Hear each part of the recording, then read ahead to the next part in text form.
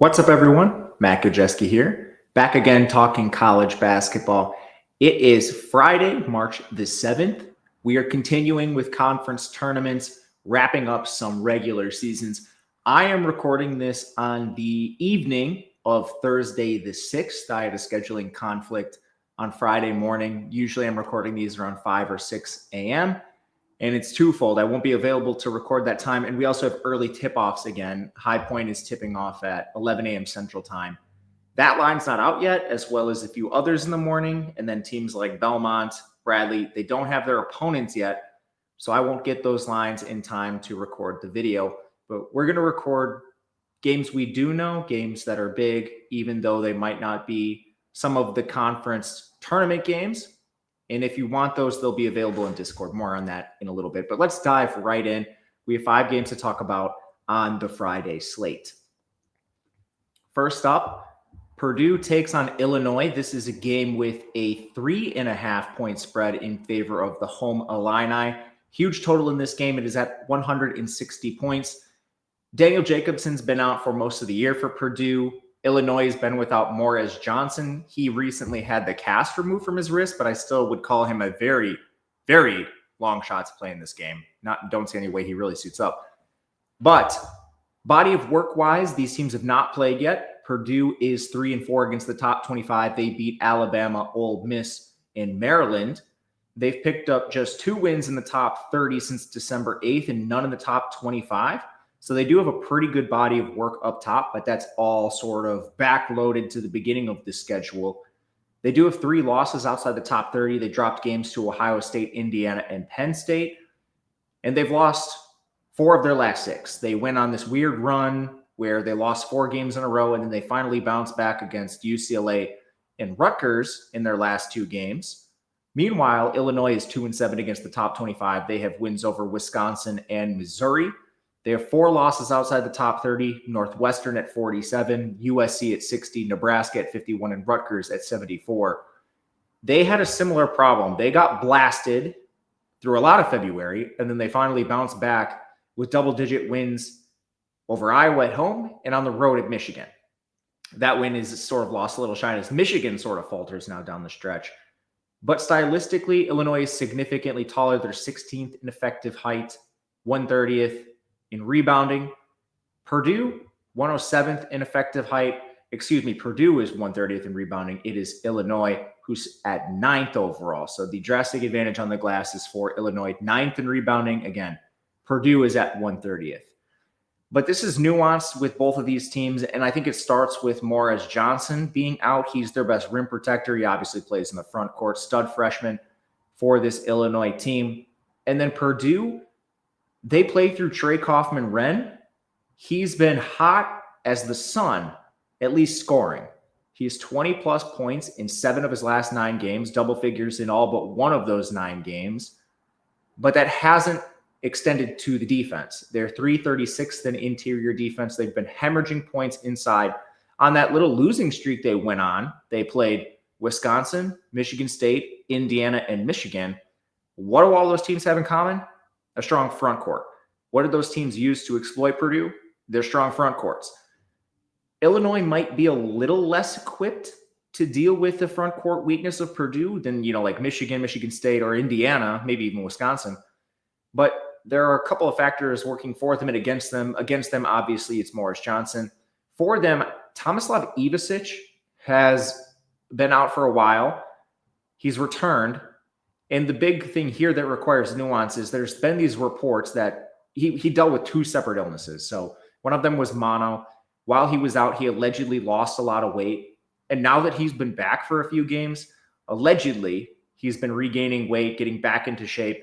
And I think that has shown a little bit in some of the box scores and what he's put on the floor. So Ivicic being back to closer to full strength is huge for Illinois if they're going to exploit this mismatch.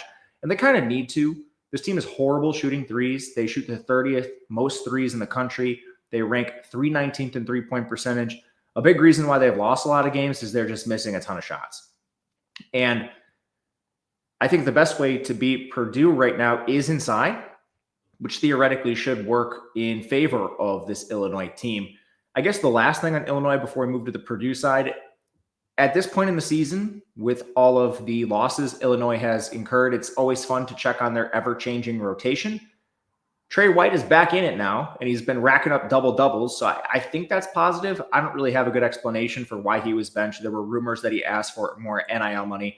I can't speak to that, but what I do know is that he is back in the rotation and playing well. They're also getting strong performances out of underachievers like Kylan Boswell. If he can play up to his potential down the stretch, that's big for Illinois. He had 11 rebounds in the last game.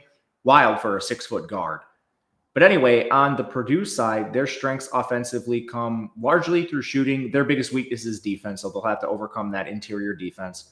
But they're 8th in effective field goal percentage, 33rd in two-point percentage, 7th in three-point percentage. Illinois is pretty strong on defense. They're definitely ahead of Purdue, but they are 93rd at defending the three. I still think this is pretty solid defense for the most part. A lot of this is going to come down to Braden Smith hitting his threes, Fletcher Lawyer hitting his threes. They did a great job of that against Rutgers over the weekend. But on the periphery, turnover margin does favor Purdue, and that's not because Illinois is reckless with the ball or anything. It's largely because Illinois forces the fewest turnovers in this conference. So it should be a pretty clean game for Purdue offensively. Foul margin is about equal for these two teams. It's a lot of points to be giving Purdue, even though they're on the road. We currently make this number 78.1 for Purdue, 80.6 for Illinois, which puts this inside the number 3.5. We're going to wait to play this again. It is early on Thursday evening when these lines have just come out. So there's a chance if you're viewing this late that maybe this number is a bit different. I think Illinois might catch some money off the strong performance and playing at home. So we're going to wait on the Purdue side. And on that, if you're curious what we end up playing ahead of time, you guys will actually hear most of it today because we're recording this so early. But typically when we record in the morning, we've taken games the day prior. Those are available in Discord. We also hit games as injury news breaks that occur after the stream. Those will be in Discord. What you get, game predictions for lines, totals, every game on the slate. Player props for all the major games. It's usually high majors, but recently been super impressed with what they've offered for some of the mid majors now that we're in tournament season. We had props today for some of these early daytime games. So there's actually more prop offerings in Discord than normal. And there'll be some March Madness tools available in Discord. Hopefully that'll be ready in the next day or two. I want to demo it on stream, but there's no long-term commitments. You can even come in for just a week during March Madness if you want. The link is below.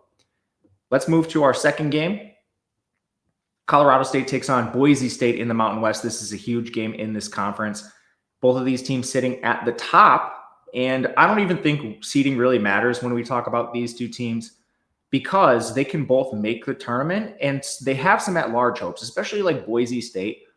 Like, let's say this isn't the case, but if Boise State was in first place, they had it all wrapped up, they still can't incur a loss because this is a hyper-competitive league, and if they did not win their conference tournament, they're not a lock to get in. So both of these teams need wins to boost their resume aside from where they stand in the conference rankings. But it is a rematch. These teams played on January 22nd. Colorado State won the first game at home, 75-72. The stats were basically even across the board. Boise State was really efficient inside. Colorado State hit 11 three-pointers to Boise State 6, and that's how you get a hyper close outcome, a very small margin of victory. Resume-wise, these teams have a lot in common. Colorado State is 8-7 against the top 100. Their best win came over this very Boise State team. They do have 2 losses outside the top 100. UC Riverside is the worst of which at 142. So it's a lot of Colorado State beating who they're supposed to and then losing who they're expected to. Not much in between. Boise State has a few higher end outcomes. Just for comparison's sake, in the top 100, they're 8-6. Again, Colorado State 8-7. Boise State does have the higher end wins. They beat Clemson and St. Mary's in non-con. St. Mary's game went to OT. They also have 2 losses outside the top 100, losing to Boston College at 178.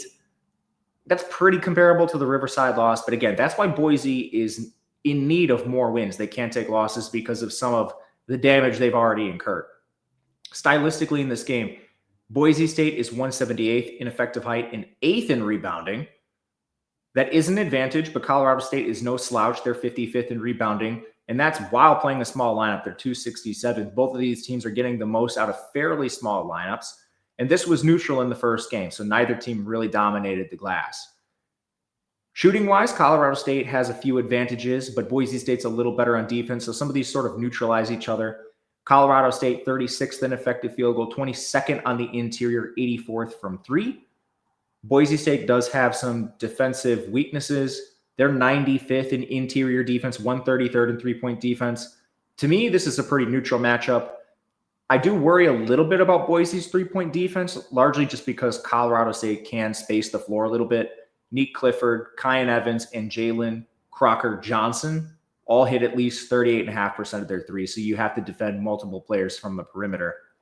Boise comes in a little weaker in shooting. They're 93rd in effective field goal percentage, 33rd inside, and 284th in three-point percentage. I think all this makes sense. They do play the taller lineup than Colorado State. And it's not the best stylistic matchup for Boise because the easiest place to beat Colorado State is from three. They're 244th in three-point defense. They're actually pretty stout inside, good rim protection at 62nd. In the first game, Boise did have success inside, so perhaps this is a bit of an exaggeration that, the best way to beat Colorado State is from three because Boise already had success inside. Turnover margin is similar for both of these teams, but foul margin favors Boise State. They generate the 21st most fouls, and Colorado State is 249th in turnovers committed. This is a very close matchup between both of these teams. With Boise State playing at home, they certainly have an advantage and should be favored. We would argue this comes in just slightly ahead of the number at 5.5, giving some value to Colorado State at plus the 5.5. It's not enough value for me to take right now, but it is the lean in this game and where we will side until we get more information. Hopefully get some information and maybe Boise State takes money, we would play the Colorado State side. Before I move on, if you like this video, please hit the thumbs up button, subscribe, leave a comment. All that helps a ton for a very small channel. A lot of you have been doing that, and I can't tell you how much it actually matters. It's free, and I don't think it's a huge hassle. So if you've done it, thank you so much. It does really help a lot. Matchup in the A10. Dayton takes on VCU. This is a game with a 10-point spread and a 142 total. Injuries in the game, there haven't been a lot so far on the slate, but VCU's Philip Russell is questionable with an ankle injury, I believe, but this is a big question mark for VCU. Obviously, they want to be healthy for the A10 tournament. They also, maybe they can afford losses. This team is actually up to 28th in overall efficiency, a great body of work. I think they're an at-large team, even with a loss, but if I'm VCU, I certainly don't want to test that. We've seen the committee do some wild things with these. A lot of people will call the A10 high major. It's sort of on the border between high major and mid-major. Anyway, the bottom line is if I'm VCU, I don't want to take it easy in this game and incur a loss. That's just my take. It's a rematch from February 7th. VCU won 73-68 on the road. They only shot 21.5% from three, but Dayton struggled everywhere. VCU crushed Dayton on the glass. They had 23 offensive rebounds. They forced 19 turnovers.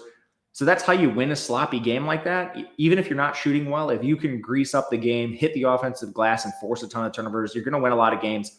And that's been a feather in the cap of this VCU team all year. And they're pretty good on offense. It's just occasionally you have a lapse like that. But when you do all the defensive and rebounding, greasy things as well as they do, you're still going to win a lot of games, as they have. Resumes, Dayton is 5-5 against the top 100. And this is, one, it's probably a disappointment considering their roster, but two, it's very hard to parse. In the top 100 being 5-5 with wins over Northwestern, UConn, Marquette. And then they have 4 losses outside the top 100. They lost to 194 UMass. Most of their quality body of work came in non-con.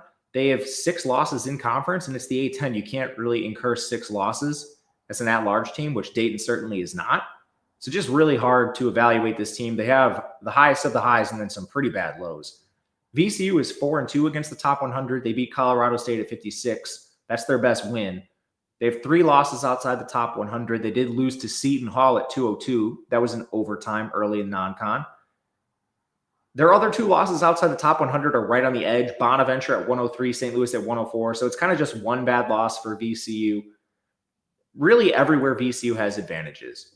Slight advantage on the glass with their height. They're 72nd in effective height, 139th in rebounding. VCU is 43rd in effective height, 32nd in rebounding. So that comes in ahead for this VCU team over Dayton, who's still pretty tall, still pretty good on the glass, but VCU just better overall. VCU is 14th in offensive rebounding nationally. And then just straight up offensively, VCU 82nd in effective field goal, 80th in two-point percentage, 127th from three. They do shoot the 27th most three-pointers in the country. Max Shulga has been awesome, hitting 43% of his threes. Phil Russell's at 36%. He's the questionable player in this game, so his loss might hurt this team, but we'll see if he plays. A true game-time decision, they called him. Dayton is 142nd on defense, so I'm not really sure the pressure is going to be on VCU.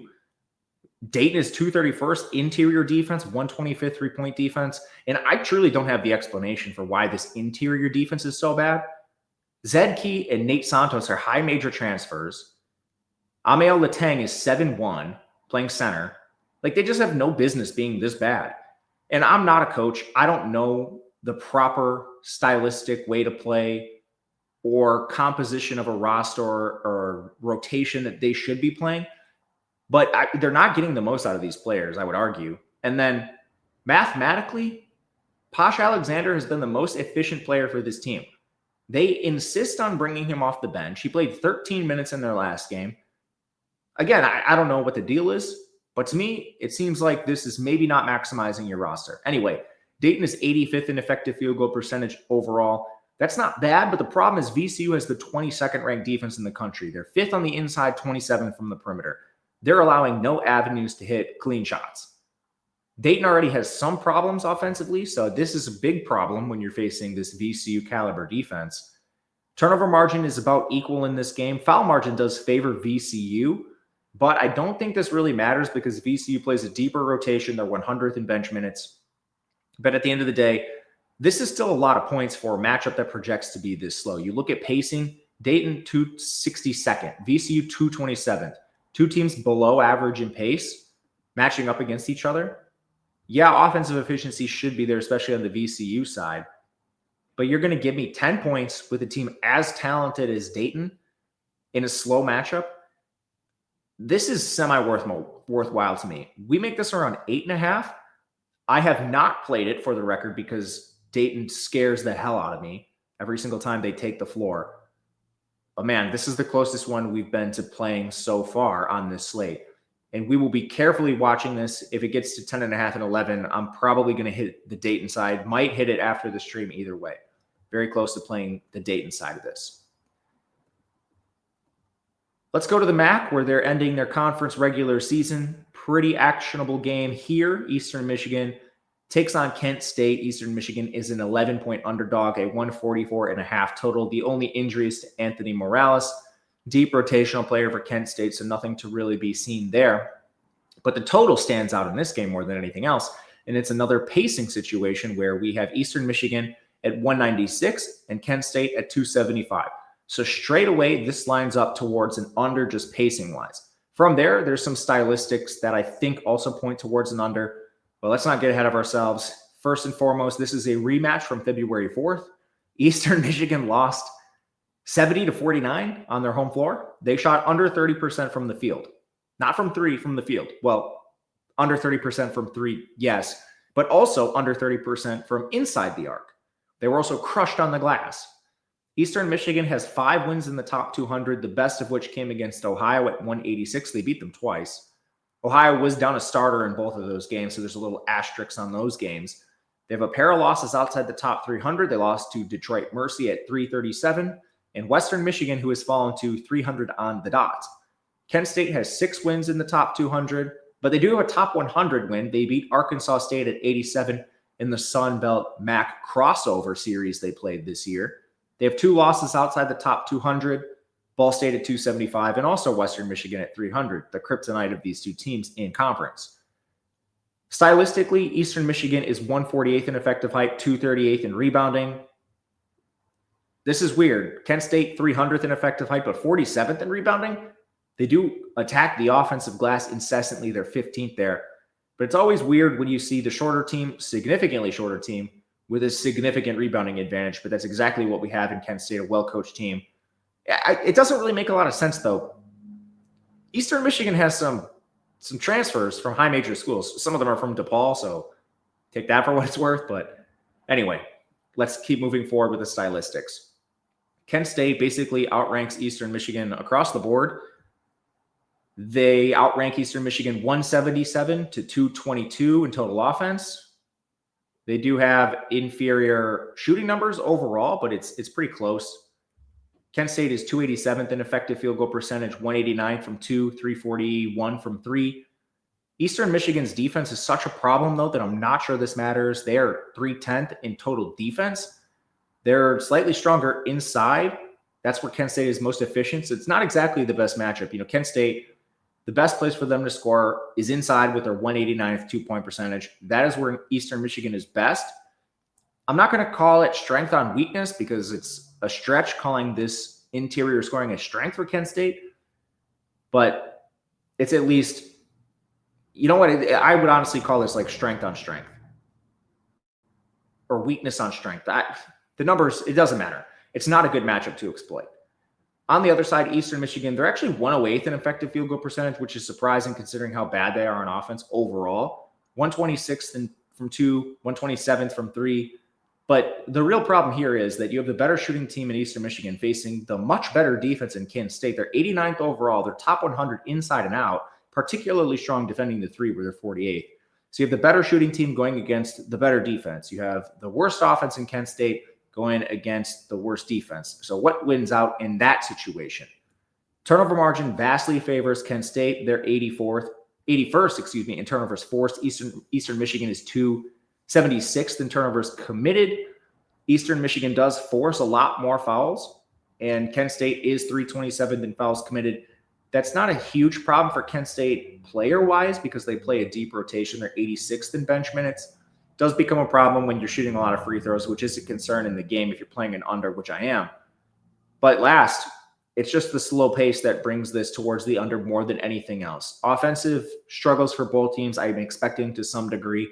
I played an under 145 at open. 144.5 is completely fine. We make this 66 for Eastern Michigan to 76.4 for Kent State. And we will happily play an under at these numbers. Speaking of which, as you know by now, we are talking about gambling. So if you or someone you know has a gambling problem, please call or text 1-800-GAMBLER. You must be 21 or older to play in most areas. And to close this out, we are going to check on the Summit. This, first and foremost, the Summit League is having some problems. And it's a real problem overall for me because I love the Summit League. First and foremost, I think St. Thomas is maybe the best team in this conference. They're not eligible to make the NCAA tournament. So then from there, we have South Dakota State. They just lost their point guard to a torn ACL. North Dakota State just lost the best player in the entire conference, allegedly, Jackson Money, to a broken wrist. Allegedly. We'll talk about that in a second. Those are your 3 teams in the top 130. The next team from there in power rankings is Nebraska Omaha, who actually won the conference regular season. They're 180th in power rankings, so running a little hot to win the conference. It's just a real shame our top 3 teams either aren't eligible for the tournament or are dealing with some sort of significant injury. Anyway, 2 of those teams play on this slate with the injuries. North Dakota, actually, I think all of the Summit League teams play on Friday. But anyway, we're going to talk about this game because I think it's the most interesting for betting purposes. South Dakota takes on North Dakota State. The spread in the game is 3 points in favor of North Dakota State. The total is 166. It's screaming under. Some injuries on both sides. Cameron Fens has been out for most of the year for South Dakota. He's a center. North Dakota State, Jackson Money, more on him in a second. And then Brennan Watkins has also been missing some time. We don't know about him. Resume-wise, North Dakota State took both of the games in this series in the regular season. They won 103-77 on the road, and then they just won 82-78 at home. However, that was the game without Money or Watkins. That's probably going to be the case again, but we're not sure. South Dakota has 4 wins in the top 200. Their best one came against St. Thomas. They have 4 losses outside the top 200, the worst of which, Utah Tech at 301 or number 335, Southern Indiana, probably the Southern Indiana. North Dakota State, far superior body of work. Makes sense that the higher seed. 5 wins in the top 200. They beat number 54 Santa Clara, 75 Butler, and 121 South Dakota State. Only 2 losses outside the top 200. They did lose to North Dakota at 271, and then they lost to 242 Cal State Bakersfield. On the Money stuff. So Jackson Money, the report is that he broke his wrist and he will miss at least the Summit League tournament. It has not been confirmed, but betting markets are already taking this into account. And why is that important? He is the single most efficient player in the conference mathematically. He shoots 40% from 3 at 6'10", and the whole offense flows through him. He's the highest assist rate on the team, and he is worth about 4 to 5 points to the spread. He's also an elite rebounder. This is truly a do-it-all player that North Dakota State is losing. So he is one of the most important injuries that we are going to see throughout the month of March. As far as stylistics, both of these teams struggle defensively. That's actually a huge problem in the conference altogether. South Dakota is worse on defense. North Dakota State outranks them 268 to 318 in total defense. On the interior, that gap is 204 to 322. On the perimeter, that gap is 214 to 273. So there are advantages defensively across the board for North Dakota State. They're still not good. As far as shooting-wise, offensive for both of these teams, North Dakota State is first in the country in effective field goal percentage, 20th in two-point percentage, third in three-point percentage. They are number 1 in three-point rate in the country. I will say, outside of Money, they do have a bunch of shooters. Jakari White, Tajavis Miller, Mason Miller all hit over 38% of their threes. Brennan Watkins isn't far behind if he plays. He's another question mark. South Dakota is a lot worse at shooting, 198th in effective field goal percent, 135th in two-point percent, 290th from 3. They don't have a single player higher than Trey Bullock at 34% from 3, so that's a problem. Some of the other stylistics, North Dakota State is 176th in effective height, 180th in rebounding. That's an advantage over South Dakota, who's 248th in effective height, 327th in rebounding. Neither team turns the ball over much. Foul margin is close.